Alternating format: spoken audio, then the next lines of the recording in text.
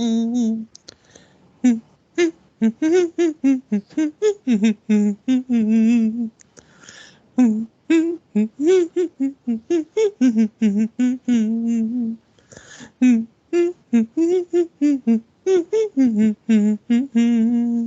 Clee, Myself, and I, episode 18. Clee, thank you again for the intro music.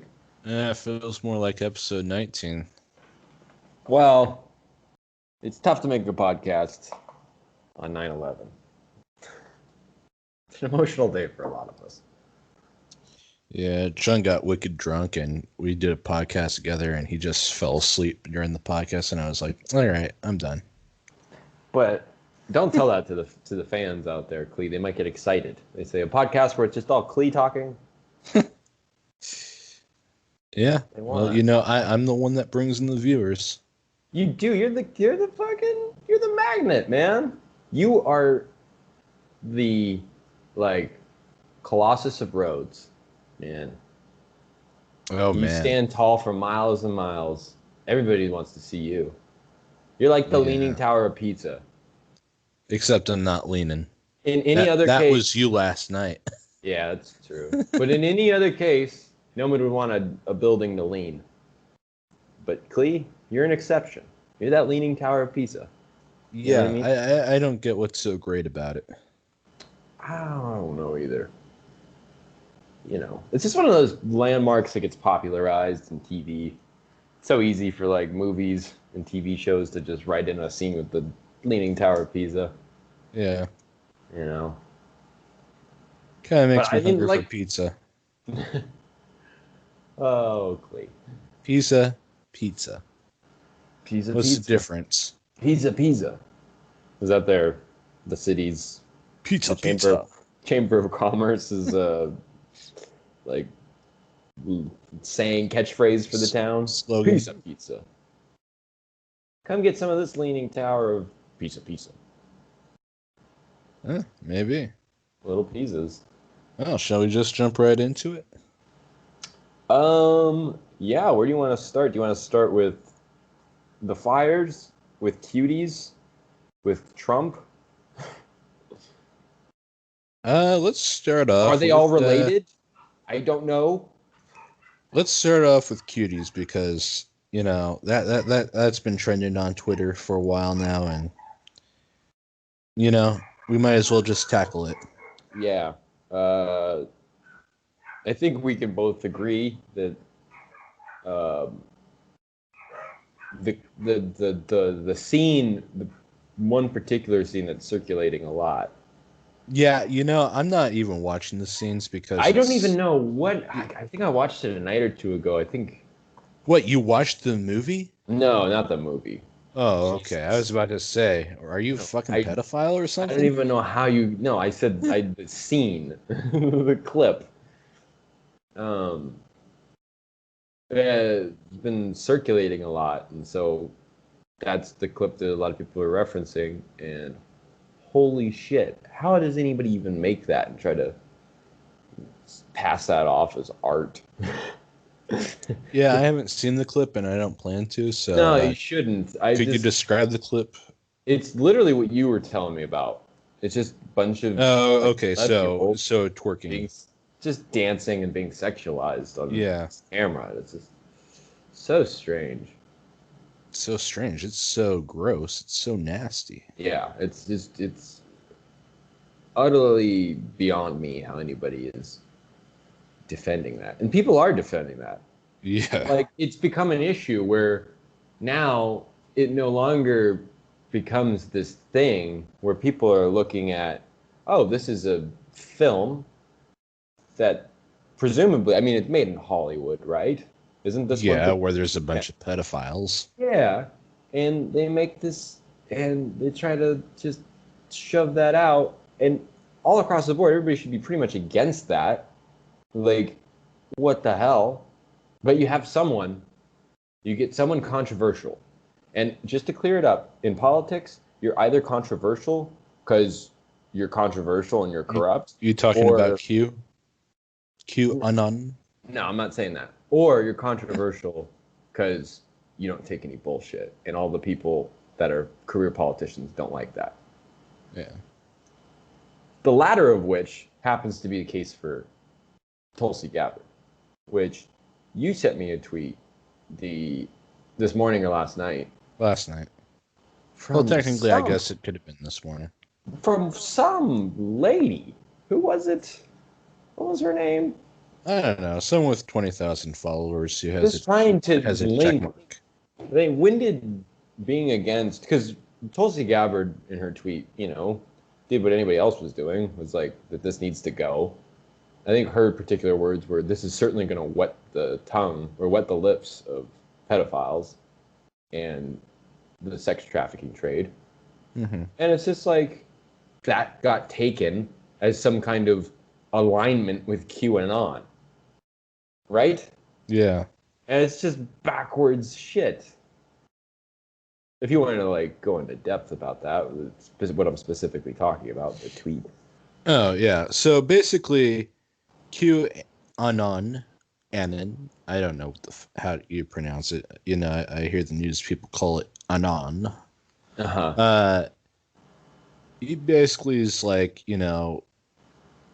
Hollywood's full of pedophiles, the elites, the liberal left elite, because, unfortunately, yeah. Well, I mean, there, he obviously takes sides.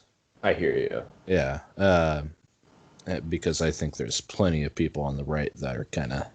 Yeah, it's the same thing. In perverts. This case, plenty of perverts on the right. It's just like people. Yeah. People when it comes to. Anyways, I digress. Yeah. So he's like, oh, this is bad. This movie's bad, and people are following that whole rule where it's like, oh, if he's against it, then I got to be for it. Yeah. Yeah. And that's what I'm seeing here. It's like, oh, QAnon's against it. Well, I'm going to be for it 100% because I'm against QAnon, and QAnon's dangerous, and whatever these people say. I mean, what a way to give more power to them, because now they're controlling you. Yeah, it's like you remember the OK hand symbol, right? Yeah, people were claiming that was a sign for white power. Yeah, it was technically a joke. Started off as a joke, and a couple of journalists took it seriously, and everyone's like going like, no, it's a joke. Yeah. And yeah, so white supremacists are like, oh, I gotta get in on that joke, and so they start using it as their white power hand symbol. And now it's like the ADA is like, oh yeah, the OK symbol, that's white supremacist symbol. So stupid. Yeah, I was looking at the ADA's website, and the Triforce, you know what the Triforce is, right, John? Mm-hmm. Yeah, from Legend of Zelda? Legend of Zelda. Yeah, that's apparently a hate symbol as well. What? How does that even happen? Because people ceded power. All you have to do is take back the fucking hand symbol. Go and say, no, this is not what it means. And you use it in, the context that the original meaning of the hand symbol, the OK hand symbol, actually means. It's like, if a white supremacist is using it, you gotta say, no, I'm going to use it the way it's intended. Fuck you. If you just cede power, then these white supremacists, they have all the power. They can do whatever the fuck they want. Yeah, exactly. They can go and turn the fucking rainbow flag into a fucking hate symbol if they really wanted to. See, now that's an interesting, because if that happens, let's just remember that on September 12th, 2020 at 3:26 p.m., Klee called that one. Yeah, well, to be fair, it's not an original opinion. No. But of course, Klee. Of course it wouldn't be. I'm so disappointed. Yeah, well, nothing's really original these days. Except Joe. Original Joe's. Original Joe's. Yeah. Restaurant in San Francisco. There's also a restaurant down in San Jose. San Jose and Daly City too. Yeah. I really like that restaurant. It's a pretty good restaurant. It's all right. It's kind of overpriced. I don't really get what's so great about it. Well, I don't know. Last time I ate there, which was for someone's birthday, uh, I don't know. I was like, oh wow, this is pretty amazing. Of course, we waited there for like 2 hours. We did. What Yeah. did we wait for? We waited for our dad. Oh, wasn't he parking the car? Yeah. There's no Yeah, well- parking in San Francisco. Well, And, there is park. No, you got to clear it up, Clee. There's no Is no There's no parking parking in in North San Beach. That's for damn sure. There's no parking near Washington Square. There's no parking anywhere near that. Yeah, I don't even See? know where those are, but they're in San Francisco. So there's no parking in San Francisco. You could tell a NorCal boy when you can hear it. Clee's a NorCal boy. It's not even a NorCal accent. Yeah, that's true. NorCal. What would be a NorCal accent? The way we're talking right now. Hey, man. Hella. Hella. Hella. Hella, man. That's NorCal accent, right? I don't know. I forget. I don't know. Yeah. But Anyways, like I was saying, if you just allow these people to basically take over words and symbols and everything, so the ADA can go and say they're hate symbols, you're just letting them have power, and I don't think that's a good idea. I hear you. So how this relates to QAnon and No. I think you made it very clear. I think you made it I very know, clear. but I'm sure there's some people with some pretty low IQs listening. Jesus. How this relates to I'm joking, by the way, to everyone that's listening, even though our viewership is very small, it's life.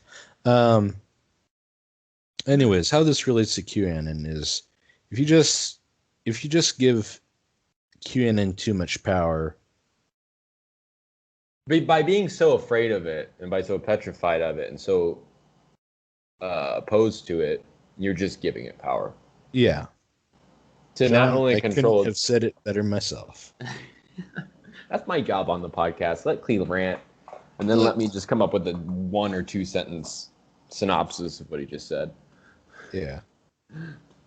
Yeah, you see, I speak a different language. I speak the Klee language. What's the Klee language? You want to clear that up for everybody?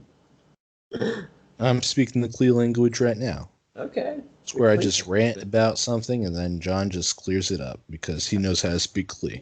I do. The one Klee translator in the world.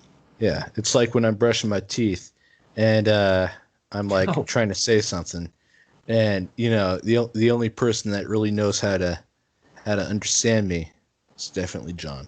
Yeah, I'm pretty good at that. We spent our whole childhood brushing our teeth next to each other. Hey, Klee, you want food? Yeah. No, it's even far harder to discern what you're saying. You're like, "How are you being?" That's like, let me get a glass of water. Oh yeah, I did do that a couple times while I was brushing my teeth. And John filled up my water because he's a good boy. Good. I do what I'm told. Yeah. I'm obedient. How many times do you think you manipulated my obedience when we were kids? Rarely. Yeah, sure. What? You told me to flip off our mother. No, I told you that the middle finger meant I love you. What did you think I was gonna do? I don't know. That's the whole fun of it. You get to go and see what this person's gonna do after you tell them what the middle finger does not really mean. It wasn't just you either. It was our sister too. Because you guys, there was one time where I think, you know, there were some adult guests over, so like kids were upstairs. It was later at night, and we were playing Spy. You're laughing already. You already know where this is going. We were Yep. playing Spy, and you're like, okay, John, we were playing Spy, so you got to go down there and figure out what the adults are talking about. And I'm like, well, why? Well, you're the smallest, you're the quickest, you're not gonna, you're perfect for this. You know, just talking me up. Like, oh, I guess I am. Yeah, no, it's true. I am best at this. Let's do this. I went downstairs and I sat in the dining room in the dark, and I got caught, and I got yelled at, and you guys didn't get yelled at. I don't think. There have been plenty of times where we both played Spy, and let's just say I was a little too slow getting to the top bunk, and I got caught. We played Spy a lot. Yeah. Kids are interested. They're interested in things. Yeah, because, the parents tell you to go upstairs, and you're like, why are they telling us to go upstairs? Dude, You what's gotta this find about? out. What could this be about? Curiosity killed the cat, Yeah. Curiosity got your little brother in trouble, But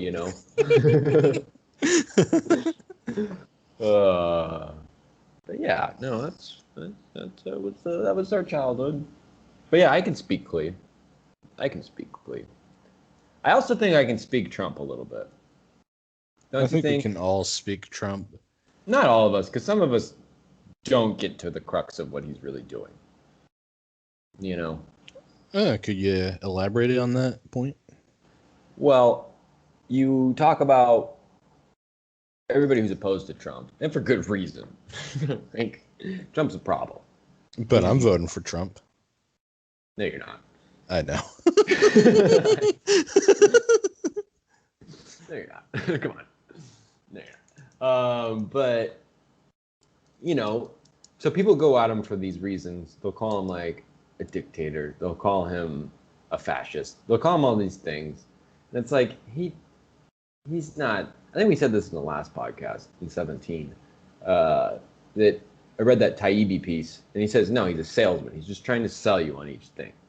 And so, for example, with the Bob Woodward information coming out this week about him knowing about the coronavirus, a lot of people were trying to use that as like, oh, look, Trump's like such a problem. He knew about this and all that. What? Now, before Woodward's revelations came out, we all kind of had that idea already, Yeah. And we didn't really need, interviews from 7 months ago to like fill us in on that information. His handling of the crisis was enough to tell us that he, because he's president of the United States, so he's getting briefed on these, on everything, probably since December. And so it's like, you have to be kind of an idiot not to think that he wasn't just trying to downplay it. You know what I mean? Yeah. And so it's just like people almost manifest their fears of Trump because Trump will do something and then they'll think of it as the worst possible thing ever. But it's like, no, he's kind of doing it for this reason. And Trump, with this whole Woodward thing, did this to himself, which leads me to believe that he planned it, that it was a very, very, like, calculated decision. Because in Woodward's first book, because Woodward is one of the Watergate journalists, and he writes a book, I think, about every term of each presidency. He does a book each term. And his first book about Trump didn't include any interviews with Trump. So Trump, this time around, wanted very much to be involved. And a lot of people are pointing out, like, oh, what a big mistake by Trump. And I'm saying, wait till November, man. Wait to see what happens. Because a lot of people were calling out Woodward for sitting on the information. Trump did the same thing. It's just like, people are just going to, sit there and pretend like this was such a big deal. But now all of a sudden, this gives Trump leverage, And now Trump can say, well, I was trying to keep people calm and everything like that. And if, like, it was such a big deal that people knew, why didn't Woodward come out with it? Yeah. And now people can't argue with that because now that all of a sudden makes sense. Yeah. You have to think about it. Like, what if Trump went and said, oh, this virus is going to be bad. This virus is deadly. We already saw what happened with the toilet paper crisis. I think it'd be a whole lot worse if he came out and said that. First time he knew coronavirus is going to be terrible. That's a good point, because even though he was downplaying it, and we all knew that, and we know it Yeah. for sure. Anyone with a high hadn't- IQ would have If known. he had, yeah, sure. If we had done the opposite, it would have been mass mayhem, because without him saying anything, it was already crazy. Things were selling out, the lines outside the grocery stores, people were totally confused, and they started acting insane. Yeah. So that's a good point, too. It would have been a lot worse. That was And I think it could have probably resulted in more deaths. Mm-hmm. Because you'd probably have people actually killing each other for a can of beans. Exactly. You would have that. You would have, there's a reason gun stores have huge lines. And it's continued from March till now, probably till the election. Yeah, especially with the rioting. I know that definitely boosted gun sales. But yeah, I remember back in March, it was like, oh yeah, can't find toilet paper, but you know what else I can't find? Ammo. Yeah, so, yeah, so basically, I think it would have been terrible if he came out and said that. And I think I'm not really sure. Here's the thing. I'm the type of person where I don't like, being lied to. And it's like, is there a way he could have came out and said, came out with this information in February or January, whenever he found out about it, and go and say it in a way where people would not panic buy and stuff? And I think about it, and I don't think there is a way he could have said that. Mm. Yeah, it just would have been scary. Yeah, because I'm not gonna lie, if he came out and I like I said, I knew this wasn't gonna be the best virus in the world Mm-hmm. when I learned about it back in, well, I actually learned about it back in January, but I started raising my eyebrows back in February. Clee was warning the family back then, like over a month before, like, because it was like the 16th of March when things in California just shut down. Yeah. And so it was a little It bit was more towards the end of February where I was like, guys, I think Like- this is going to be a serious problem. 3, maybe 4 weeks before. Yeah. I remember I'm taking IT classes at a community college, and I'm like, yeah, I think my school's going to close sometime in 2 weeks. Oh yeah.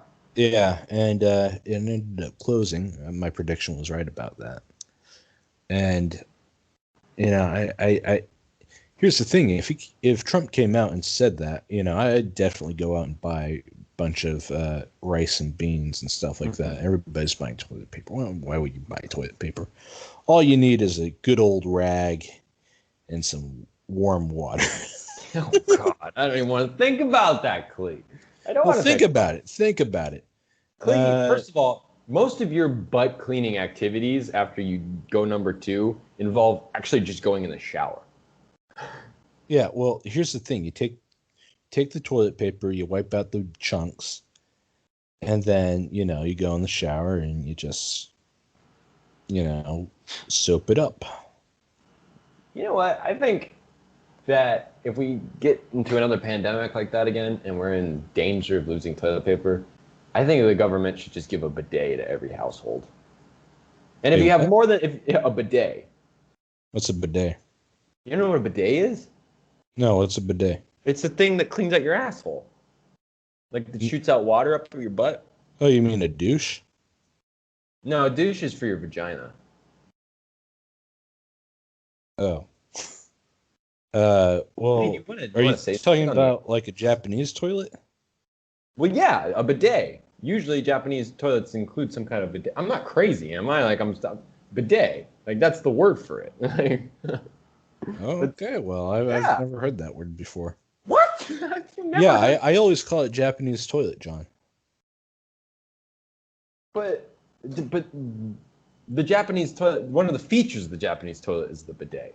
The Yeah. bidet is not the Japanese toilet. Listen, You don't John, I'm poop in not a arguing. bidet. John, I'm not arguing here. I'm just saying I think that I'm just. I'm sorry, I didn't know what a bidet was. You don't need to apologize. I'm just blown away. I'm blown away. Blown away. Yeah, how do you not know what a fucking bidet is?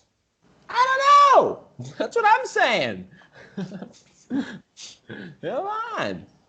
Um, yeah, they should just give up bidets to every household. Every household that made less than $80,000 should get a bidet for free. How much do bidets cost? I think you can get them online for like $20, $30. You just hook it up to your water line. They're on the toilet, Yeah. and then you like click it in, and then you aim it, and then you can utilize it whenever you need to. But it's better. It's better to get a more expensive one where you can control the temperature, because Yeah. otherwise it'll just shoot cold water into your butt, and like unless it's the summertime or we're going through a heat wave or something, that doesn't really sound good.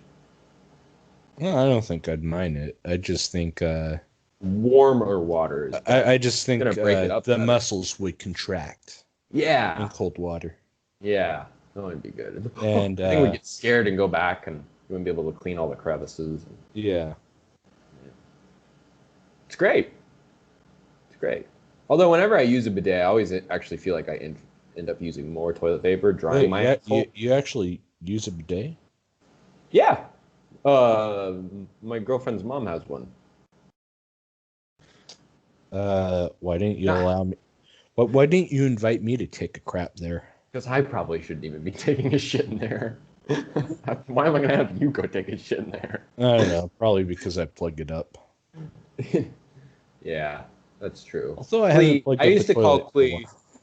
I used to call Clee the anti-plumber. You know, like if you think of the plumber as the one that clears your system, like think of the plumber as Jesus Christ, who comes and clears the way and makes everything right and teaches good things. Clee's the antichrist. He's the anti-plumber because he fucking clogs that shit up. He makes you need the plumber more than anything because the antichrist makes you need Jesus even more, right? Clee? I guess. I mean, yeah, I think logically that would add up. Yeah. So Clee's the anti-plumber because he does the exact opposite of what the plumber does. Yeah. You got a brother who's a plumber and you don't like him, you know? Your ex-wife married a plumber, you don't like the guy? Call Clee. Anti-plumber. Yeah, I'll make sure you eat a lot of Cheez-Its because, that's what really makes that's what really firms it up. Cheez-Its in particular? Yes. Yikes. Yeah, I remember back when I was in grade school, back when I was in, plugging up toilets. Plugging up teas. I ate Cheez-Its all the time as a snack. Damn. And I think that's what caused it. Now, I take a probiotic and, that usually helps. Yeah. Of course. I think. I don't know. Let's just say my craps aren't as hard as they were back in the day. Is it because your craps have been taking too much Viagra? So they're not as hard anymore? No.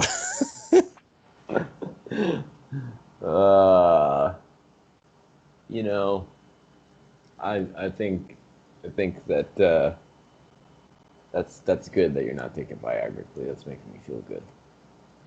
Well, Makes me feel didn't hopeful. you take Viagra before? No. Well, good.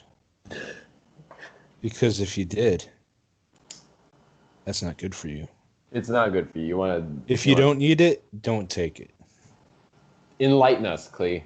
Your medical genius is blinding me.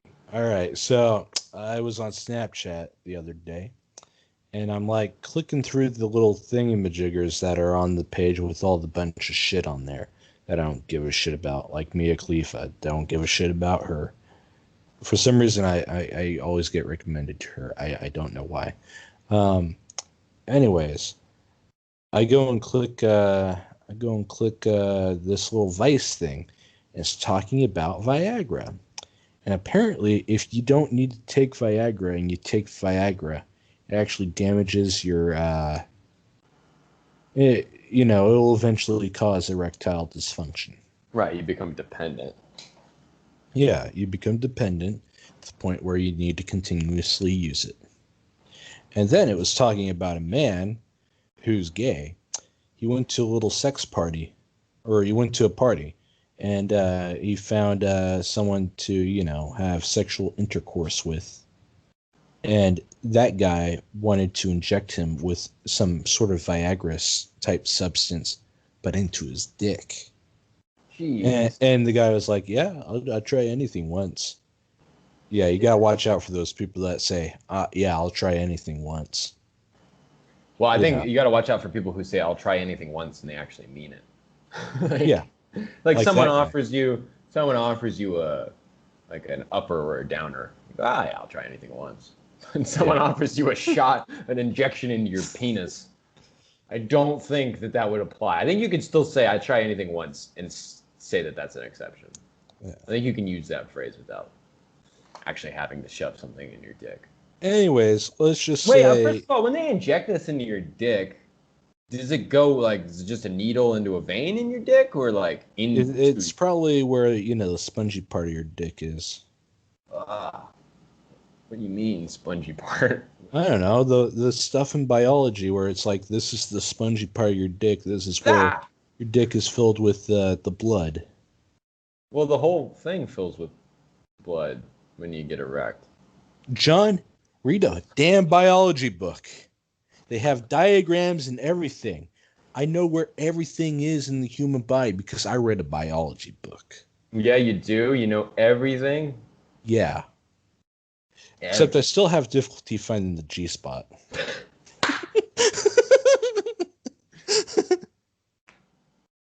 Please comment on Twitter, Instagram. Someone help Clee. Can somebody help him? Yeah, it's like that song. Like a G-spot. Like a G-spot. Yeah. Not at all, Clee. Well, it's not? No, I think it's G6. Like a jet. Oh. What's a G-spot? Clee. They love this conversation. It's the clitoris, right? No, they're different things. No, all this time I thought it was the same. Well, anyways, biology, guys, read it. Read up on it. Anyways, the guy injects the other guy's dick with the substance, Viagra-like substance, and let's just say, yeah, he had to go to the hospital, and his pain was definitely, it was a 10. Was it just like bulging? I mean, must have been just pumping. I don't know. I didn't want to look at the pictures. Because it's it's like the idea of if you have an erection that lasts more than 4 hours, call a doctor. Shit. Yeah, it was probably something painful. Simple to that. Shit. So that's almost a direct example of one of those symptoms where you have an erection that lasts longer than 4 hours. Because I'm assuming that this guy who got injected probably had an erection that lasted more than 4 hours. Well, the reason why it's bad for you to have an erection for more than 4 hours is because the blood will just tear everything up in your dick. Damn, that's just fucked up. Yeah, this isn't medical advice, and this isn't medical stuff. I don't want to get sued. Yeah, this is pseudoscience for sure. Yeah. He read something scientific, and he's trying to relay it to us. Some half-assed, half-baked science, Yeah. which is fine. I mean, I don't expect you to know it. Honestly, it's Like a if lot you tried to better explain financial things to me, I don't really expect you to like say it in a way that actual financial gurus talk. supply and demand, John. That's all you need to know. It's bigger than GDP. It's more than GDP. It's not just GDP. GDP. They all say GDP so much. GDP isn't the best measure of an economy. Gross domestic product. Yep. I took an econ class in college. I got a D plus. Was it macro or micro? Macro. Oh, you're fucking stupid. Yeah, apparently.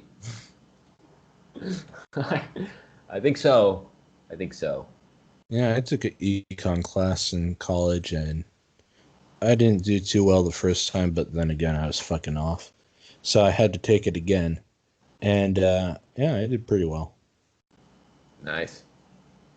I Yep. like to hear that. You were fucking Took it off. What did you say?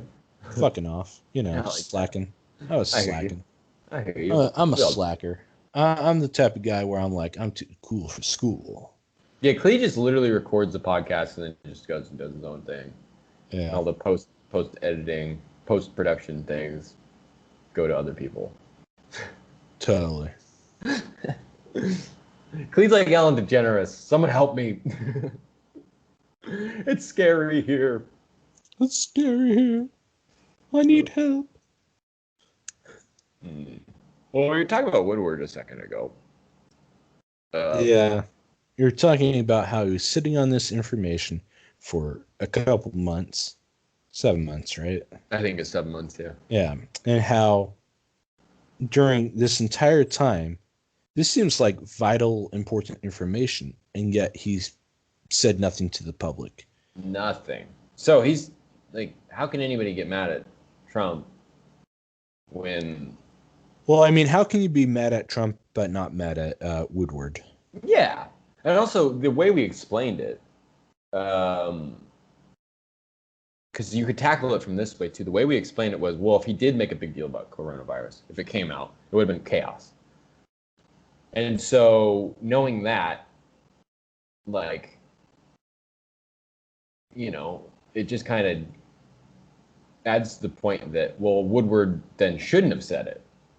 But then add it all together, then why does it even matter? Like, it's like we said, with the whole thing, the bottom line is about selling books. Yeah. You want to sell a fucking book.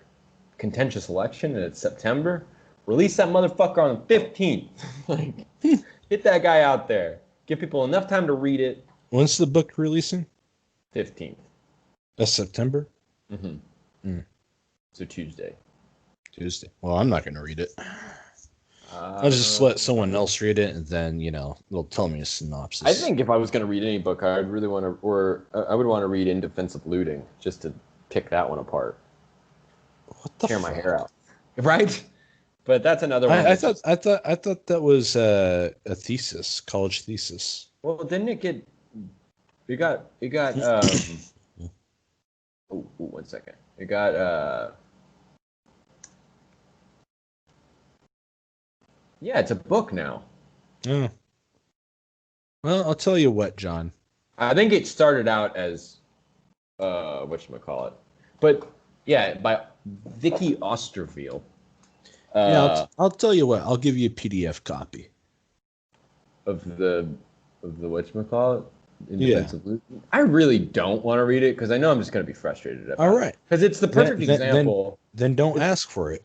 Well, I'm just saying because it's so controversial and there's people that actually use it as a doctrine, you know, like people use, like all of a sudden now people have this book that's written by, you know, presumably a competent person who has argued in academic language that is more counterintuitive than it is helpful for clarifying what things are. Because when you use academic language and you just consistently use it, not only are people not going to really know what you mean, but because of that, the meaning is going to get skewed.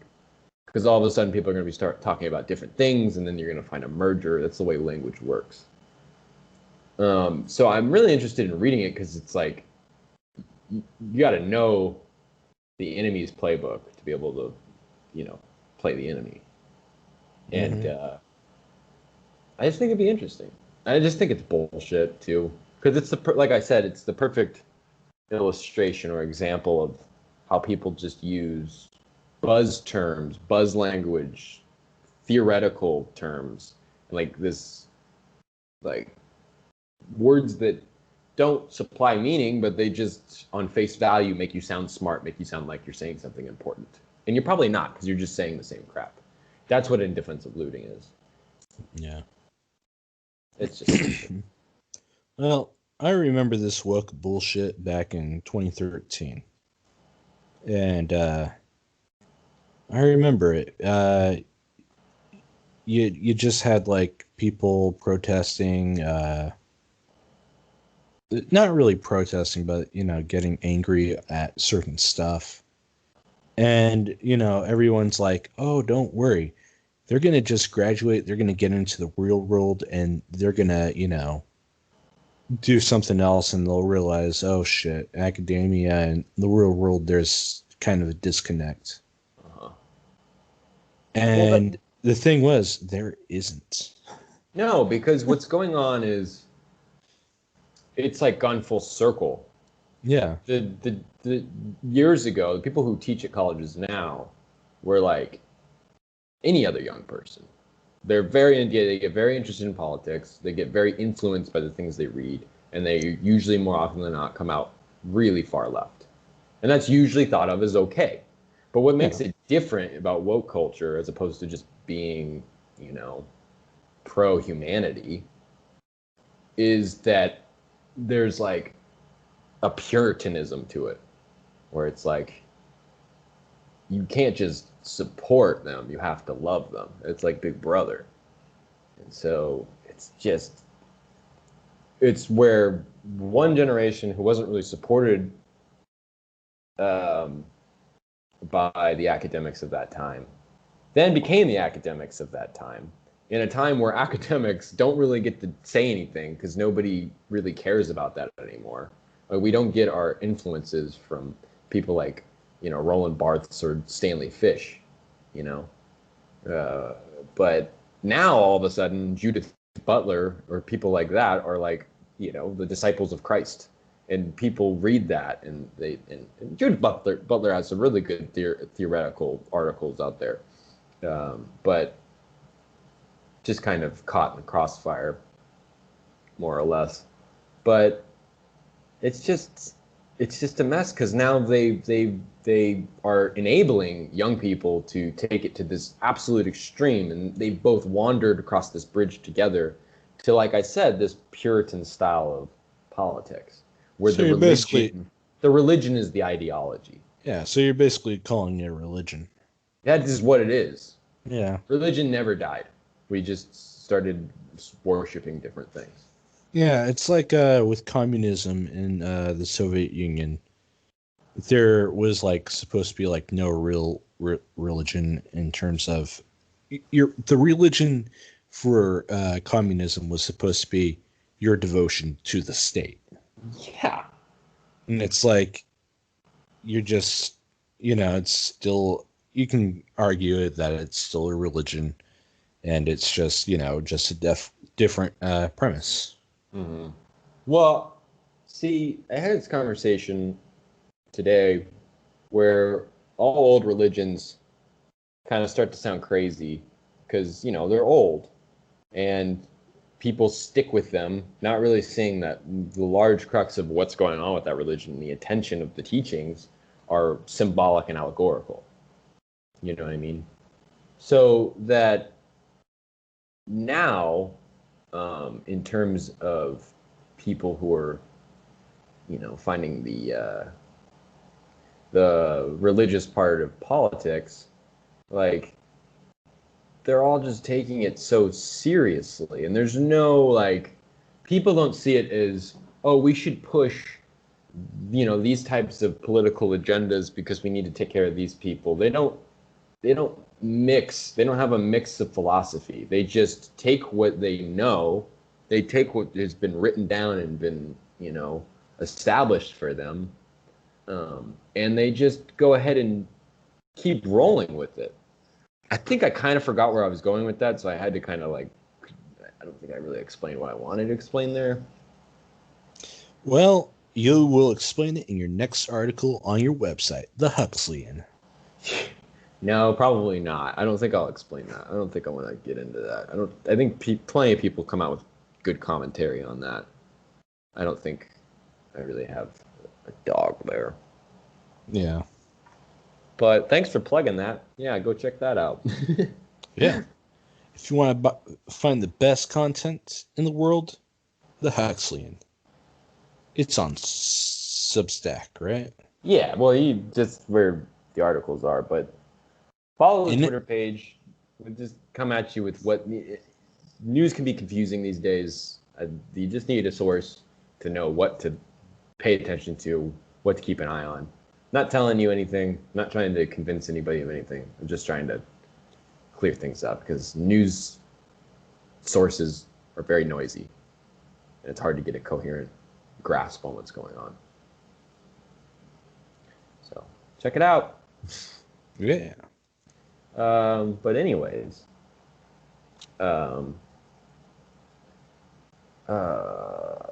yeah, religion. It's like a religion now. It's become Puritanism, you know. I watched the movie The Witch 2 nights ago. The Witch. Yeah. Is it on Netflix? Yeah, I think so. Yeah, it's that Netflix movie. Yeah. Well, I don't know if it was I think. Yeah, maybe it was. Came out a couple of years ago. Yeah, it's what with the Puritan type looking Yeah. people. Yeah. Okay. Yeah. I know what you're talking about. Yeah, and like I didn't watch it, but break that movie down.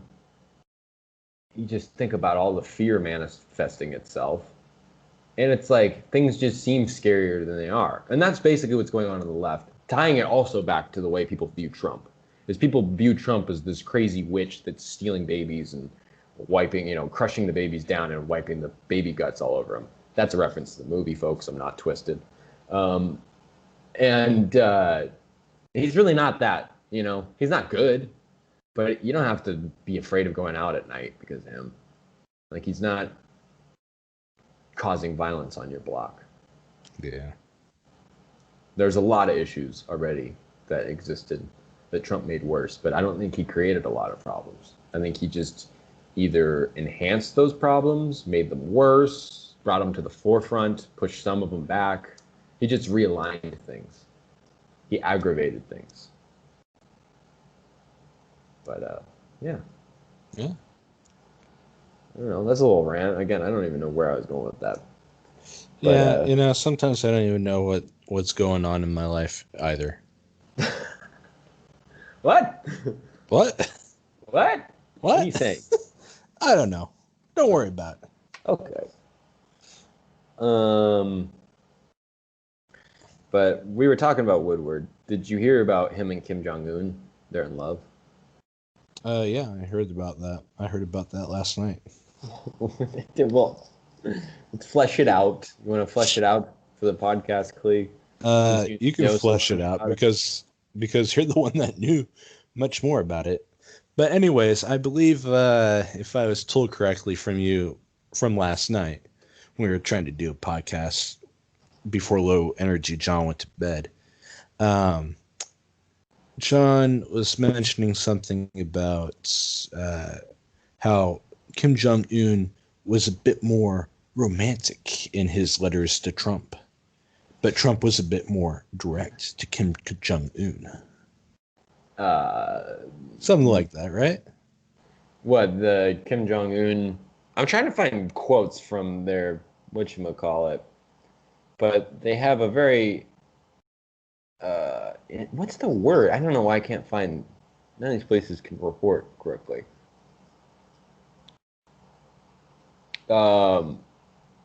Just keep talking because I'm trying to figure out this thing. All right. What was your question? What was my question? That is the question. Question I do not know. I stare at the skull of Horatio, and I wonder what's going on in my life. What is going on with the world? What is going on with you? I put the skull down of Horatio, and I put it back in the ground where it belongs. Yeah. All right.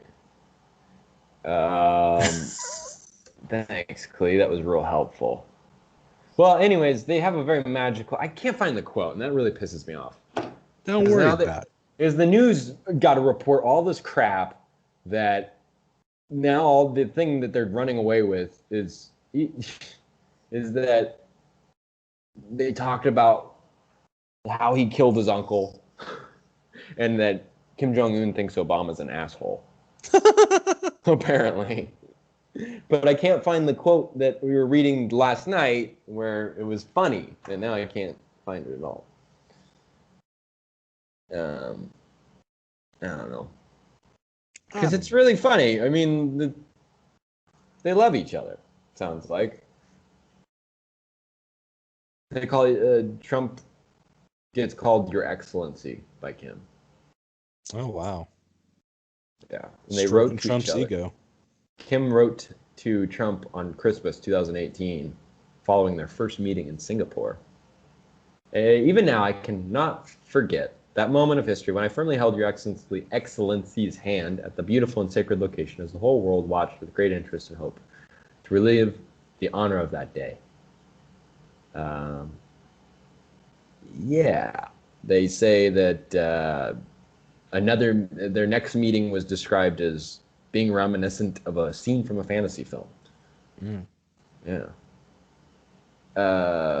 They just kind of exchanged letters too and everything like that. And Trump knows what's going on with Kim Jong-un. Says he's doing well on Twitter. Says never underestimate him.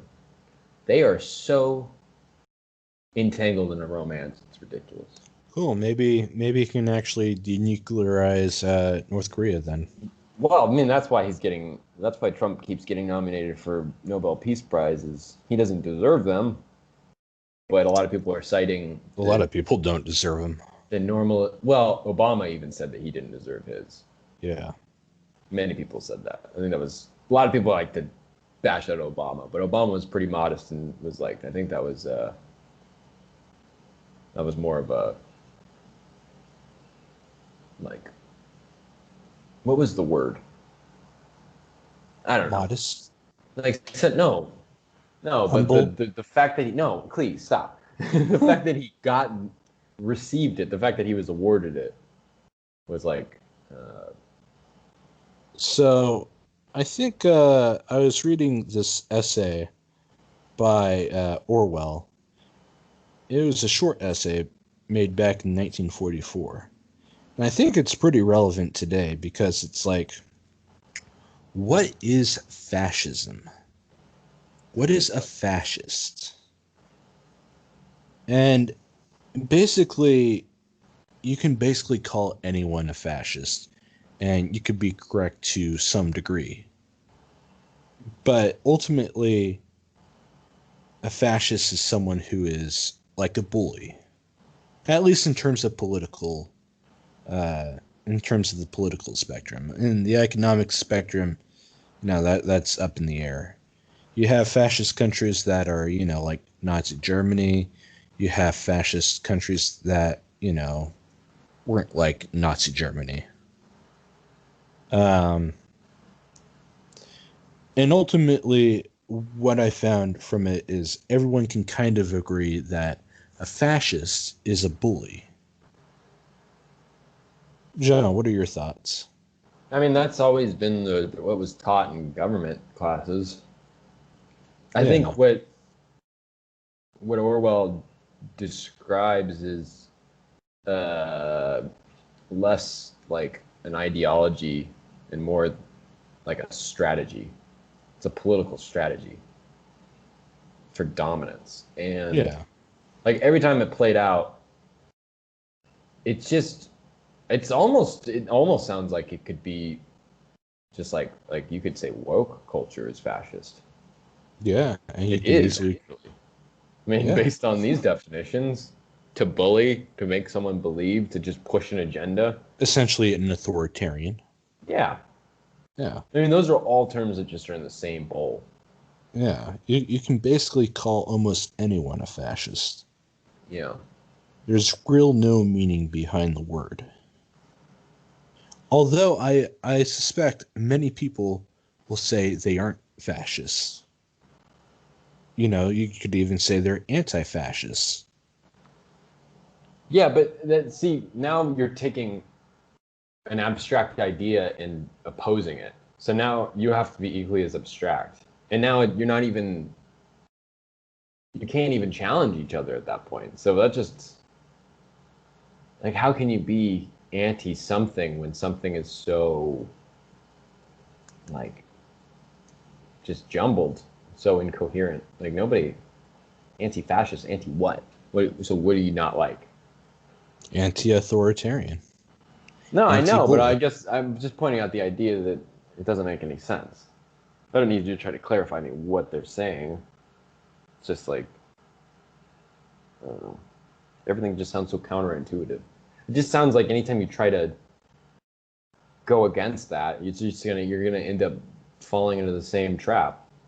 It was like what we were talking about a couple of podcasts ago when we were talking. I think we were talking about it on the podcast, talking about the Allies' objective for denazification of Germany after the war. Yeah. And We a did. lot of the policies and strategies that they implemented had them doing the same thing that the Nazis were doing: burning books, controlling thought, controlling media, like things like that.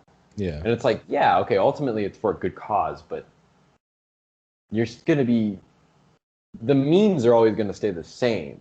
I mean, so like your end goal is probably going to just morph, and it can be kind of malleable to the way, like, you're trying to get rid of Nazis.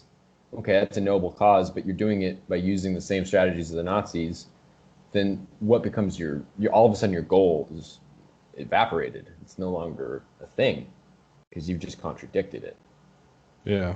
So it's like, it's almost like getting yourself, anytime you try to deal with fascism or try to explain it or fight it or like argue against it, you always end up sticking your fingers in a Chinese finger trap, and it's difficult to differentiate what's going on. Well, I kind of disagree because I think you can argue against it, but once you take big, huge action, like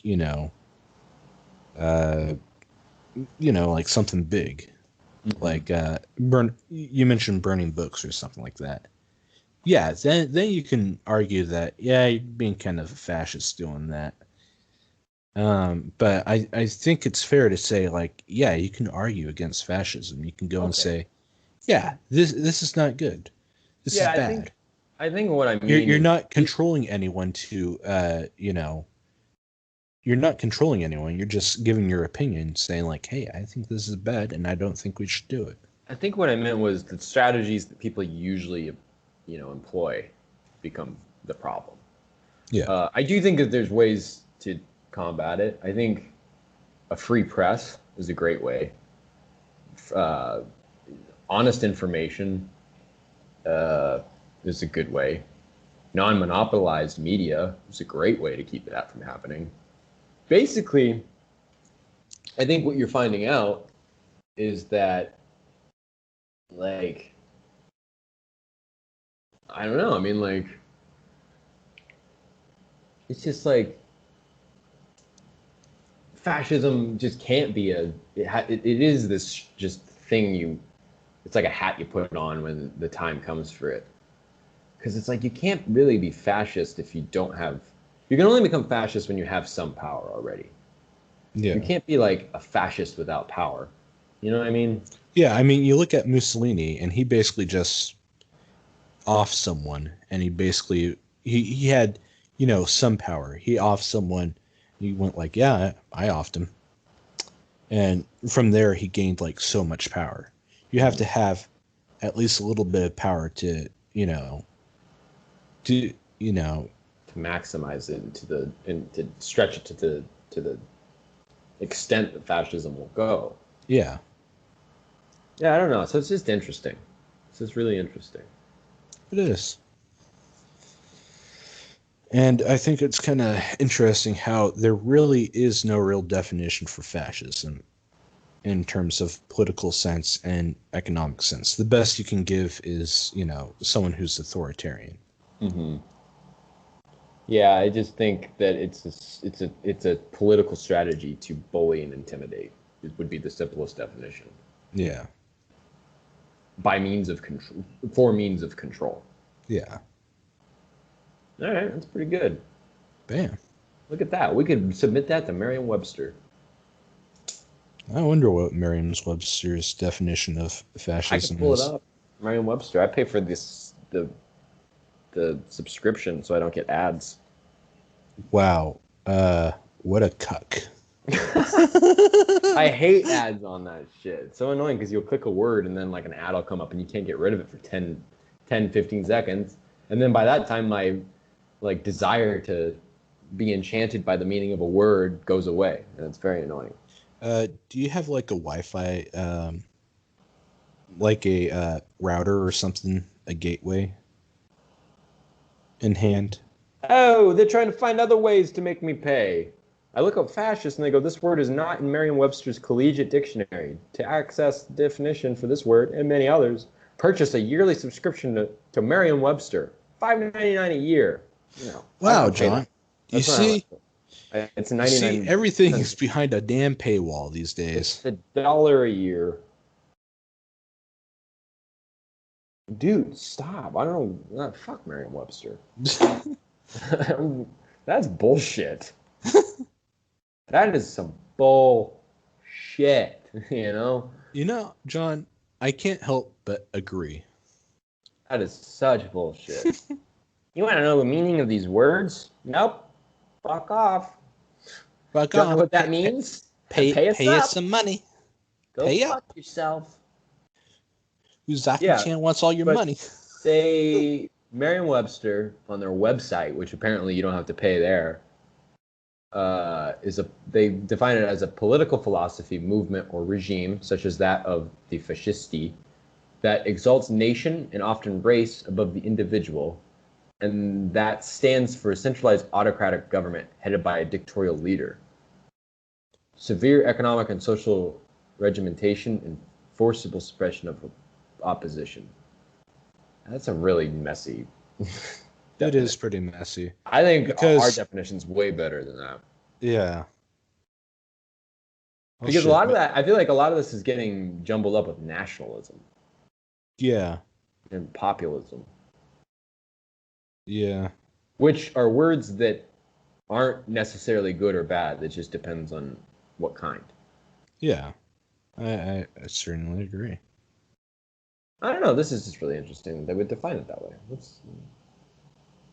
That's interesting.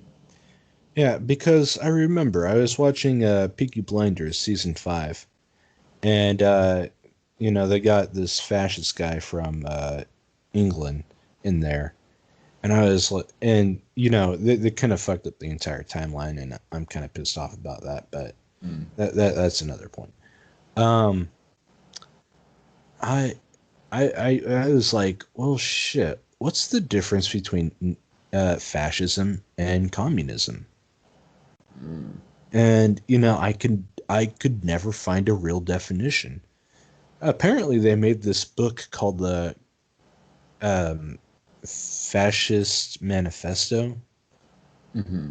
But if you look at the book, the points of the book, and you look at points of like fascist Italy or Nazi Germany, like they don't exactly match up because there are points of disconnect. Mm-hmm. And I mean, you can also say that with the Soviet Union and the Communist Manifesto, Mm-hmm. where there's just points that don't match up. I hear you. I think what's interesting is there's this Britannica has a little thing on fascism, kind of giving some background, and they talk about some of the characteristics. Is extreme militaristic nationalism, which is a specific type of nationalism that I would say is, yeah, that's pretty. I would say that's pretty fascist. But Yeah. this one, these ones interest me contempt for electoral democracy and political and cultural liberalism, and a belief in natural social hierarchy and the rule of elites. Now, isn't that what our government believes in? they don't care about electoral democracy. I mean, when you think about it, like vote tallies were getting screwed with in 2016, and everybody just rolled over about it. You know, they keep things quiet. Like actual liberalism always gets shunned away for corporate liberalism. Yeah. And the belief in a social hierarchy and the rule of elites, that's the structure of every Western country. I don't know. I don't know either. Everything starts to sound fascist. Exactly. And I think that's the point that Orwell was bringing up in his book or his essay, where it's like you could basically point out fascism everywhere. And does that make everybody fascist? Who knows? I think that's a great question, Cleve. I think that's a good way to end this one. Who knows? I encourage everybody to go read that essay. Very short read, Cleve. How long? About 10 minutes? It's actually relatively short. It didn't take me that long, so yeah, probably like 10 minutes.